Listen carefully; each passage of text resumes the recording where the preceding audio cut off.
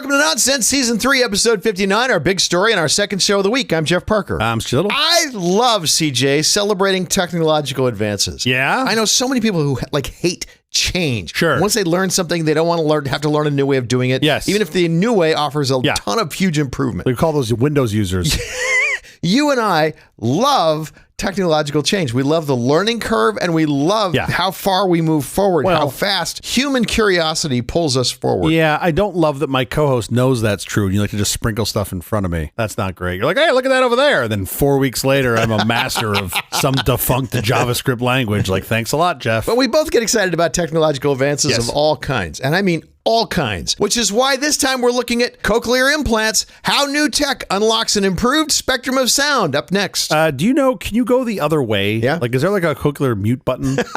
Sure, there might I suspect my wife would want one of those installed in her head. It only triggers whenever she's within like 15 feet of me. It would just mute everything and she'd be very happy. I think it's interesting you think it's just your wife who wants that. Wait, do you mean like I think it's probably a long list of people wanting one of those. Wait, hold on. People that want to mute when there's other people around them, or just specifically me? Okay, cochlear implants, game changers for the profoundly deaf and those with no hearing whatsoever. Let's go. I miss our week off.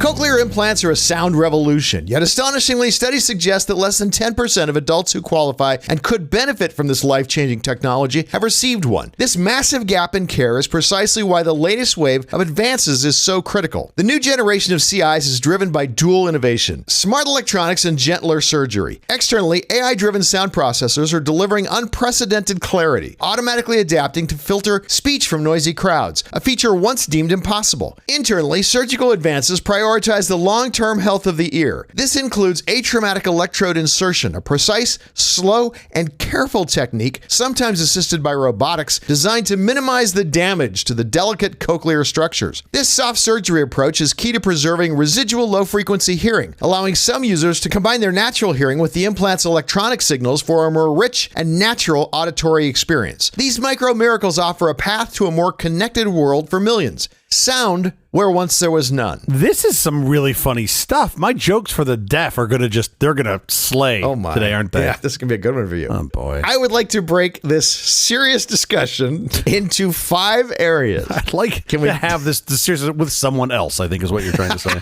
All right, fine. Expectation. By the way, you and I are both still, even as we are starting this recording, we have both just been very moved by seeing a video of a 14-year-old girl who had no hearing. Yeah. And they put the implant in. They have what they call activation day, where they actually turn the thing on, put the device on her head. Yeah. And suddenly she has hearing. Where once there was no hearing, she now has hearing, and she is sobbing and crying. And you and I were both like emotional. And then I'm crying. Yeah. Just wrecks. Because I could hear her crying, and then I was crying. Exactly. Yeah. That was quite a thing. It was incredible. All right, so let me get back to this. I like to break this discussion into 5 areas. Okay. Expectations of restored hearing, candidacy expansion and device longevity, the rehabilitation journey and bimodal hearing, lifestyle integration and practical challenges, and finally, technological frontiers and future innovations. And I know you and I are going to gravitate toward that last section. Was there a sale on adjectives? There were a whole lot of adjectives in that list. Okay, well, we'll go over all of it, but I want to start first with an overview and say, who are cochlear implants for? They're not for everyone. They are not hearing aids. Well, yeah, I mean, I thought they were just for the Koch brothers, but I figured out that wasn't the case pretty quickly. No, they are not hearing aids. I assumed they were like a beefed up hearing aid, and really nothing could be farther from the truth. I mean, they do still affect your hearing, but they're totally different animals.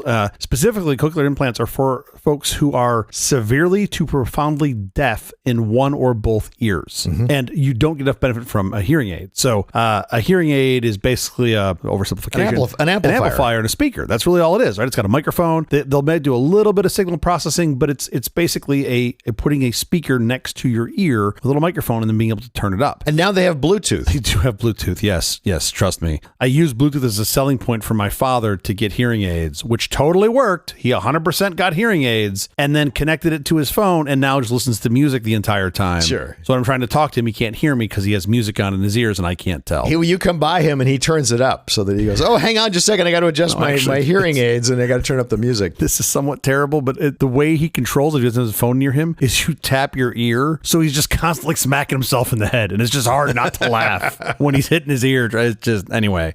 Cochlear implants are like direct wiring to the brain, which is really kind of crazy. You have these things that are not like plugged directly into the brain, they're plugged into the thing that's plugged in directly to the brain. And that's pretty By the way, the surgery doesn't go into the skull. It's not brain surgery. Not at all. It's really nuts. The surgery seems almost straightforward. It is not, but it seems almost straightforward. But folks who need these things, you're talking about adults who've lost most of their hearing later in life and can't understand speech even with powerful hearing aids. Sure. So those are folks that don't kind of remember what sound was like, so their brain can adapt pretty fast after the implantation of the cochlear implants. Children born with severe or profound hearing loss, and that's where you want to get the kids tested and their implants as soon as possible, because if they get them hopefully before the age of 2, typically their speech and language will develop at about the same rate as kids that haven't lost their hearing. And the other group that I didn't know about are people with what they call single-sided deafness, SSD. SSD to me means something completely different. But SSD in this case are folks who have one good ear and one ear that does not work well.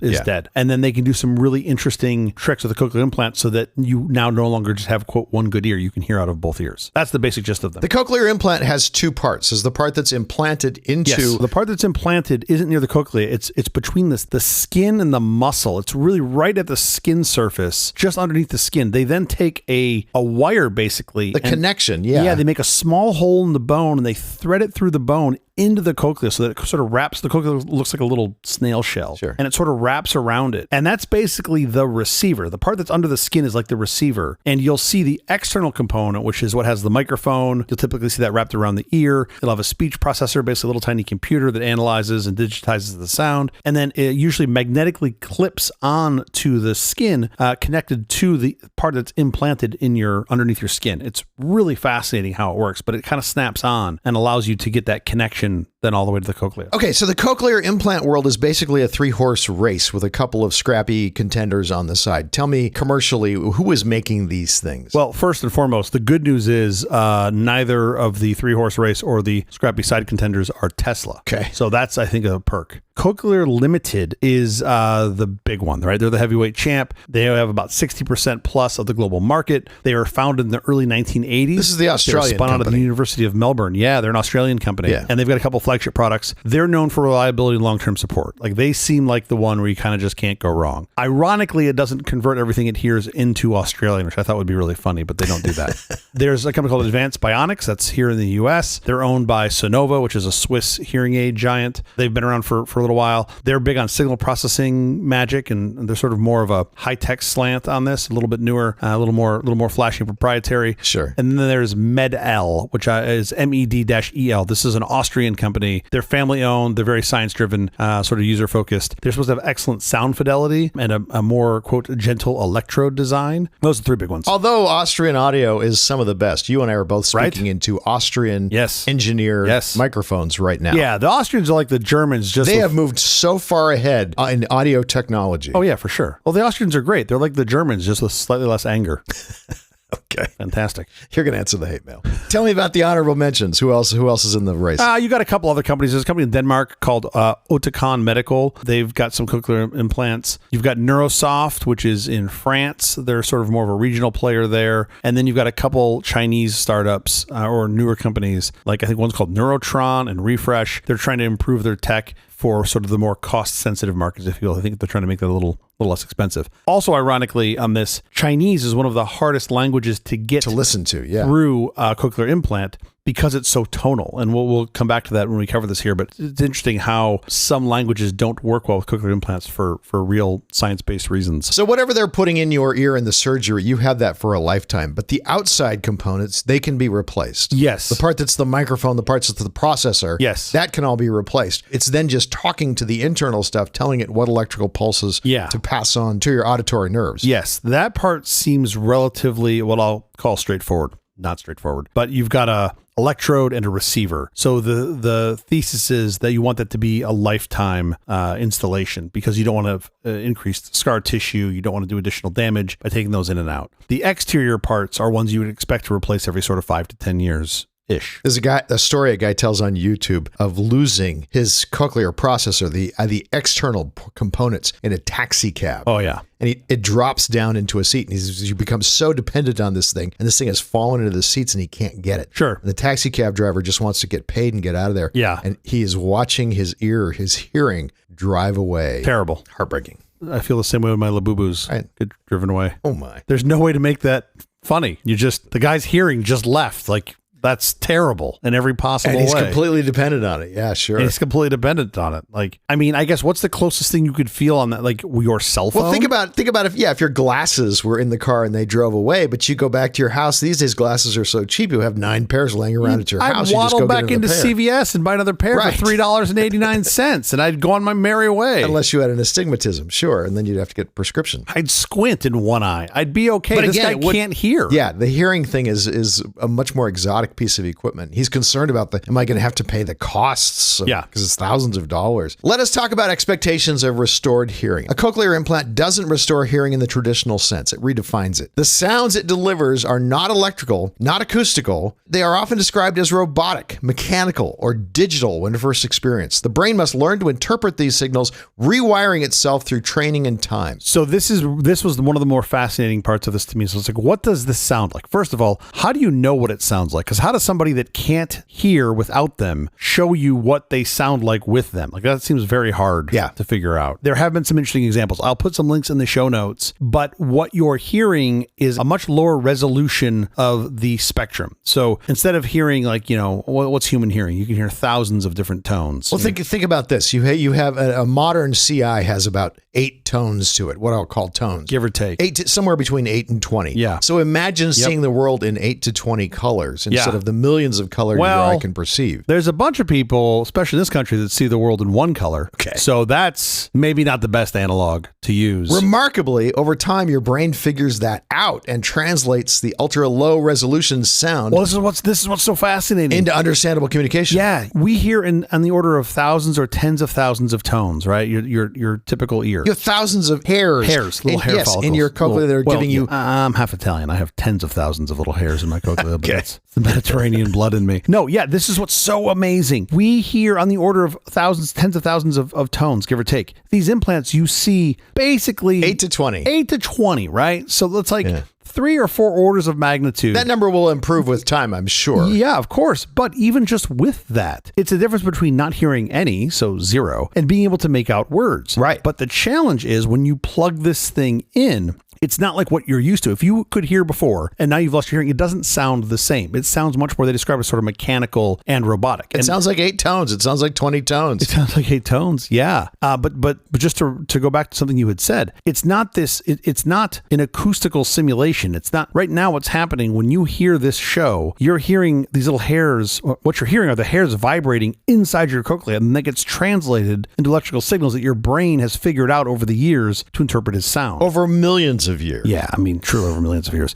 They've cut that step out, right? They've cut out the step of the hairs. So that what the cochlear implant's doing is basically the role of the hairs, right? It's doing it electrically directly into your brain, which is fascinating. But still, like subtext, because you don't have all those tones, subtext is totally a challenge. And listening becomes active work because you're having to translate these very low resolution sounds into what you now perceive as language. And it's a pretty steep learning curve from when you activate your cochlear implants to the point where you are comfortable and start hearing what voices sound like. Even then, subtext is a tough thing to understand. If you can't see someone's facial expressions, right? Yeah, you need other cues. You need other cues. But if you can't see someone's facial expressions, listening on a cochlear implant sounds to me a lot like texting. Yeah. Like when you text someone, it's very hard to figure out tone unless they put something else in, some emoji, some smiley face, whatever, some GIF. It's hard to figure out that tone. And that's what it sounds like these folks have to adapt to after they get their cochlear implants is you lose all sort of nuance around the language is gone. You're just hoping to get the basic words. The language. Auditory therapy becomes essential, transforming unfamiliar patterns into meaningful sound. While cochlear implants don't fix deafness, they open a powerful new channel of auditory access offering awareness of voices, music, and the environment. To be clear, current devices cannot make music sound like it does for a person with hearing. Yeah. These are still very low-resolution devices. One of the videos I'll link to, they play Für Elise from Beethoven. And of course, I just spoiled it, I guess, for you all. But they play it before they tell you what it is. And you're like, what is this? It just sounds like... You'd never be able to recognize it. Yeah. I mean, it sounds like a cat jumping on telegram wires. Like you have no idea what's happening. And then they play it and you're like, oh, I get it. Think what's happening when you're listening to music. You're hearing so many tones simultaneously, especially if you're hearing classical music, a symphony or something like that. Yeah. What cochlear implants do is if you have a single tone or limited number of tones that you need to hear simultaneously, like hearing a voice, like hearing a human voice. So the result isn't natural hearing, but a remarkable collaboration between human adaptability and engineering innovation, a new way of listening built through perseverance and neuroplasticity. Understand there is a big learning curve to these devices. Your outcome depends on the work you put in. It's not like putting on a pair of glasses and suddenly your vision is clear. Which was how my LASIK was, basically. Yeah. But then I got old. It takes a year sometimes for people to understand. More. I think it takes a year for you to get like to the first big bump. Well, some people talk about getting there around 6 months, but there are people who take a year or longer. You have to have a lot of patience. You have to listen to a lot of audiobooks and just keep working at it before your brain figures out how to turn these electrical impulses into the audio that you and I take for granted listening to every day. Yeah. All right, let's talk about candidacy expansion and device longevity. Cochlear implant candidacy is rapidly expanding to include people with single-sided deafness, asymmetric loss, and some residual hearing, redefining who qualifies for access to sound, yet outdated insurance criteria still gatekeep progress, leaving many potential users in limbo. As implementation becomes more common and earlier in life, new questions emerge about device longevity. Internal components are designed to last for decades, but technology and anatomy evolve. Replacement surgery carries risks from scar tissues to loss of residual hearing. The next frontier isn't just broader access, it's sustainable innovation, designing implants that adapt, endure, and remain compatible with future breakthroughs over a lifetime of hearing. I mean, I want to believe in this. This sounds like a really hard problem because how do you keep your future tech from being held back by your previous tech? Upgradable firmware. Right. Well, yeah, but then and they're doing that. Yeah, but at some point you got to give up on the USB-A port. Yeah, that's true. And you start thinking about the scale of humans and you're like, well, man, the technology, if you get it single-digit years out of, you're doing pretty good. If you get double-digit years out of, effectively, that's insanely good. So, humans are, at least for now, still living up into the high double-digit years. And I think that's a tough intersection, but I do believe they're figuring it out. I also love, this is a very complex yet simple process. And I find that kind of fascinating. Like with the how they figured this out over the years, I can only imagine when someone was like, yeah, we're going to put this wire in your ear and hope you can hear better, right? Like that's an incredible journey. But now they've quote simplified or at least made it so routine that it's not, there's virtually no risk to this. Like the side effect risk is so low that you can get it in these situations, especially with candidates you otherwise wouldn't have considered. It adds such benefit with such little risk that you might as well do it. And as the external device improves, as they start to add more and more AI into the external device, you will be able to hear in a noisy room with lots of background noise. Yeah. You will be able to pull out just the sound of the person who's talking to you. Well, yeah, until the AI starts kicking in hallucinations, and then it's another... Just making up what the other person is saying. Yeah, totally. Just 100% making it up. When your cochlear implant's on acid, the AI acid, that's not going to be a good day. I'm sorry, Dave. I can't do that. Yeah. It's really incredible. The candidacy expansion is, I feel like there's a couple angles on this. There's the one of like getting it to more disease states or folks that are different populations, right? That may have, like you had mentioned, single-sided deafness, and that's great. But it sounds like if you really want to get this more candidates that can benefit from what I think is got to be a life-changing procedure, then the biggest trick is getting it paid for. That sounds like that's a big challenge here. I don't know much about comparing this to other regions, but at least in the US, I can imagine how difficult it is to get this paid for, especially by insurance. And it seems like it should be a pretty slam dunk case. Like no one who can hear is gonna be like, you know what I'd like to do? I'd like to hear worse. Like, let me get a cochlear implant. I hear too well right now. Please let me hear worse. Yeah, that's not going to be the thing. So if someone needs this, no one is faking if they need this or not. Yeah.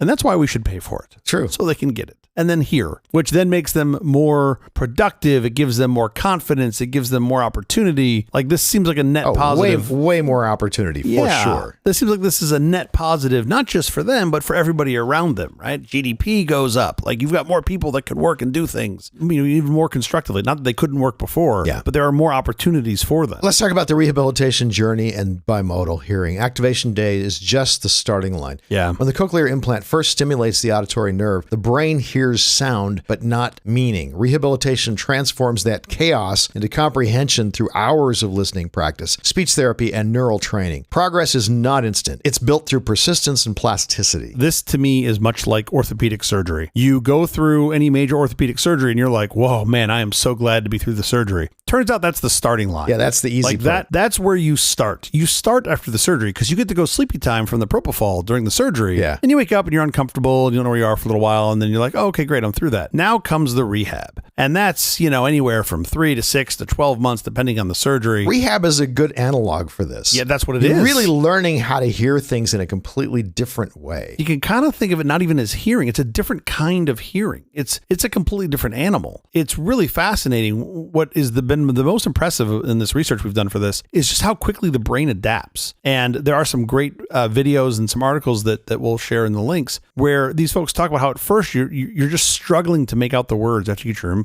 And after a couple months, you can start to make them out. And then after 6 to 12 months, now it's normal. Yeah. Like it's just become the thing that is normal. And the best empirical analog I have for this is if you've ever put on a pair of tinted glasses, like heavily tinted yellow glasses. You put them on and you go, oh, wow, everything is yellow. Everything around you just looks yellow. And then after some very brief period of time, single digit minutes, you don't really notice it anymore. Like if you think about it, you think, oh, maybe it's kind of yellow, but you don't really notice it. Then you take those tinted glasses off and now everything looks blue, right? Because and it's really crazy. Your brain has made the adjustment. Your brain's adapted. And that's really crazy to me how that works. Like I've always wondered, how do I know that you see red like I see red? Well, you don't. Right? Or you see blue like you don't. You just don't. Like my blue might be a completely unique blue compared to your blue. Well, we're both humans. Imagine what a dog is seeing. Everything's a bone. They are seeing things that are shifted down in the color spectrum. Yeah. So they're still seeing color. They're just seeing it at lower frequencies than what we're seeing in color. Think about my parrot. Birds generally are seeing the iridescent spectrum. Really? So for them, I didn't know that. Everything is much brighter. Interesting. Yeah. I mean, I do think a lot, especially with dogs, about the fact they hear a whole different world than we can hear. Oh, forget hearing, smell. That too. Yeah. They smell in 3D. Yeah. Yeah. This is why we can't have pets at my house. It's a cornucopia of smells on any given day. Yeah, no, but it's so crazy. It is this other world. It is this whole other thing that they're experiencing. For many, the game changer is bimodal hearing, wearing a cochlear implant in one ear and hearing it in the other if you have any residual hearing in one of your ears. Yeah. Together, they blend electrical precision with acoustic depth, restoring balance, tone, and spatial awareness. The hybrid approach can make sound feel fuller and more natural, merging two worlds of technology into one listening experience. The result is not just hearing restored, but understanding reborn through brain power and innovation. We like to joke a lot about the meatware being behind the tech, right? Into computers and AI simulation, yada, yada, yada. But man, the meatware is pretty adaptable, right? It's just the brain incredible. Is quite flexible. Yeah. I want to be very clear about the phrase I used there, not just hearing restored. It is not hearing restored in the sense of conventional hearing. Yeah. It is hearing restored from no hearing to hearing. Yeah, it's giving you the ability to hear something. Okay, lifestyle integration and practical challenges. Living with cochlear implants means merging human biology with active electronics. An incredible fusion, but not without trade-offs. Like you've got to charge yourself more. I'm trying to think what's the trick. Everyday life demands adaptation, removing processors for swimming, protecting hardware during high-impact sports, explaining devices at airport security, losing your processor in a taxi or a hotel room. We'll put links to video describing his experience with that. I mean, looking at some of the features of the newer devices compared to the older devices, one of the features that is a selling point on some of the newer cochlear implants is the sort of locate my device, right? Sort of like the Find My Phone. Provided you have battery left, yes. Yeah, of course. But it's just interesting to me that all these other completely unrelated to cochlear implant improvements that have allowed you so that like every 12 minutes minutes when I lose my cell phone, I can walk around my house with my Apple Watch to find it because I'm too forgetful to remember where I put it on my phone. That's really cool, right? You're seeing these other completely unrelated technologies push into this to make it a better day-to-day experience for folks. Because losing your cochlear processor means you lose your connection with the sound world. Losing your ears. Yeah. It'd be like taking off your ears. I mean, glasses is probably the closest analog most people can understand. Although my hunch is you can still, even if you've got a really bad set of eyesight, you can still see something and like make it out and probably fudge your way through. Maybe you can't read or something, but you just fudge your way through the day. If you had a cochlear implant, you're probably not hearing anything. You're definitely not hearing speech. Yeah, you drop to zero. They talk about that when the batteries give you that beep that you have, just a few minutes left of batteries. Yeah. And if you're talking or something and you don't hear that beep, all of a sudden, all sound just powers down. It just, it just turns off. Yeah. And what a shock that is when you go from something to nothing. You become very dependent on the devices. And with a hearing aid, somebody might be able to still, if your hearing aid battery dies, they can still come over and sort of speak loudly and you might hear them. Probably not going to be the case with cochlear implant. You're probably so far gone in your natural hearing that that's not going to work. Wireless streaming and Bluetooth connectivity bring freedom, yet they also tether users to charging routines and fragile tech. Moisture, magnets, and battery life become part of daily vocabulary. For many, the CI is both empowering and demanding, a life-changing upgrade that still requires vigilance and care. True integration isn't just about hearing again. It's about learning to live confidently with technology as part of yourself, balancing convenience, caution, and ever-present advances of innovation. I mean, this is the singularity, right? Maybe not as science fiction as Kurzweil has painted This is more useful singularity. Well, yeah, but the singularity... This is practical singularity. In its highest level, if you want to describe it in a half a sentence, it's just the merging of humanity and technology. And that's what this is. You are augmenting these otherwise meatware-based processes with technology so that now those folks can hear. I think that's pretty awesome. You're not just turning up sound, you're creating a whole new way to hear. Yeah. Well, because your sound detectors don't work anymore. That's the problem. Your sound detectors aren't going to be repaired. This is the part you and I are going to like because we like technology. Technological frontiers and future innovations. Forget today's processors. The next generation of cochlear implants is being designed to disappear beneath the skin and think for itself. Engineers and neuroscientists are racing toward the totally implantable cochlear implant, a system that eliminates external hardware and functions seamlessly 24/7. I'm really interested as to how they charge that under the skin. I bet you they don't. Well, or maybe it's like my toothbrush where I connect a magnet to it and it does the Here's charging. the thing. Because we have this awesome benefit of Moore's Law, which is normally interpreted as things going faster for the same price, there's two ways you can interpret that. The other way to interpret it is you can also get the same for a lot less packaging, less power. Yeah. So if you take the same amount of compute power, generally speaking, and apply Moore's Law to it, you're going to use less and less power over time. At some point, you have enough processing power in these cochlear implants. Now you can focus on driving power down. As you drive power down, there are very interesting ways to generate electrical power from the human body. And namely, I think the way they typically do it is with a gradient in heat. Like it's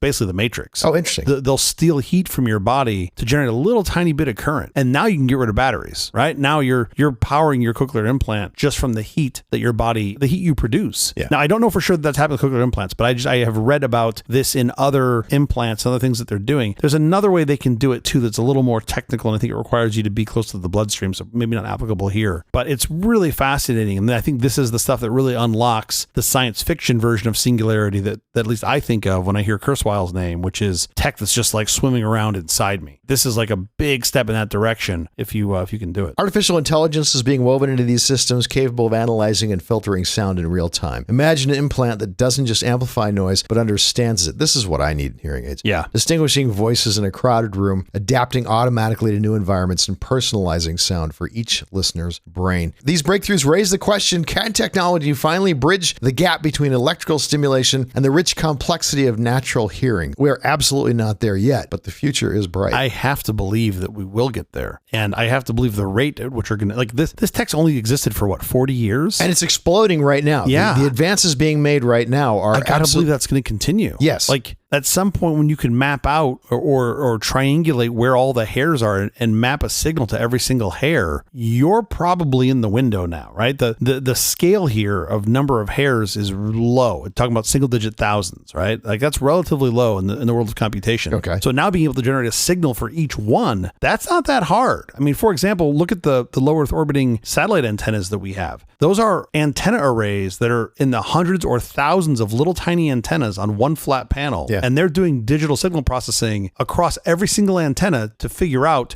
where the signal is. This is why you don't have to point your Starlink antenna at the satellites. You couldn't. They're moving too fast. But your DirecTV dish, you have to point in the general vicinity of the satellite. So you're already seeing these kinds of leaps and bounds improvements in signal processing. And that's just going to continue. I see absolutely no reason for that to slow down. We're apes. Oh, yeah. We're the apes who decided to work on our thinking, our brains instead of our muscles. And we have figured out how to put something in someone's head, in next to their ear, that allows them to have hearing where once they had none. All right, we have to get out of here, but quickly before we do, have you seen or read anything good this week? Well, yeah. Yeah? I didn't read it, but I watched the World Series. That was pretty good. That was pretty amazing. Like, I loved that. I think this is the most exciting World Series I have seen in my lifetime. And that is my concern because, as you know... It's all downhill from here. I know. Apparently now I'm a baseball fan, right? So my fear is I'm going to be spending the next 20 to 50 years... Chasing the dragon to try to get this experience again. And be like, well, there was that one time... And because it was so nuts. Now, last year's World Series was pretty darn good, right? The Dodgers over the Yankees. My thought after the ALDS Game 5 that I went to was, wow, this is going to be the best game of the entire postseason. This game was incredible. It was a nail biter. Like, this is it. This is the one. I feel like there were at least 3, if not 4 games in the World Series that were better than that. Yeah. And that was insane because after that Game 5, people were like, this is going to go down in history as one of the best postseason games ever. And then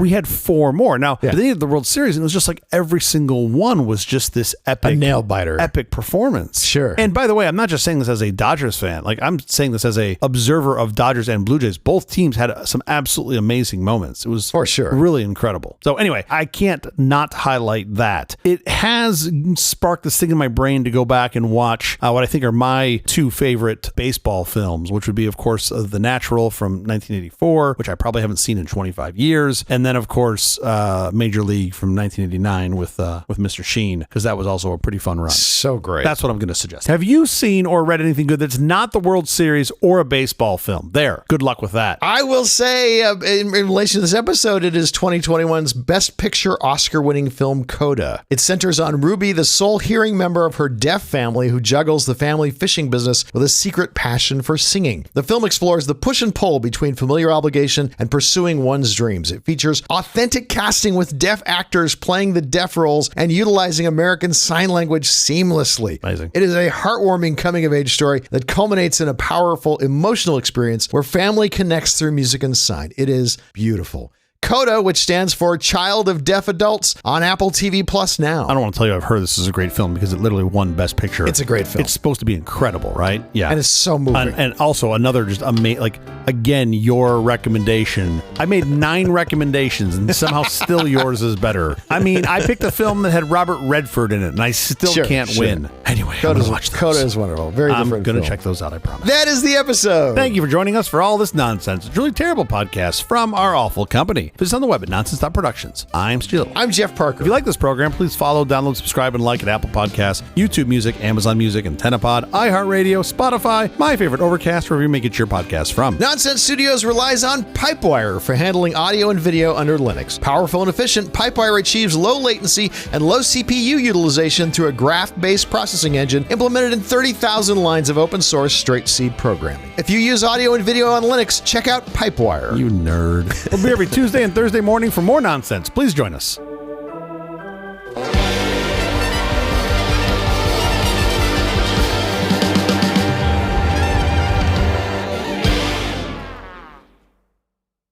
I feel sorry for dogs who lose their hearing because hearing is such a huge part of a dog's world. I mean, we can just go ahead and feel sorry for anything that loses its hearing. That's true. Like, who are you okay with? You're like, cats? F them. Don't give a What? No. Anything that loses its hearing sounds terrible.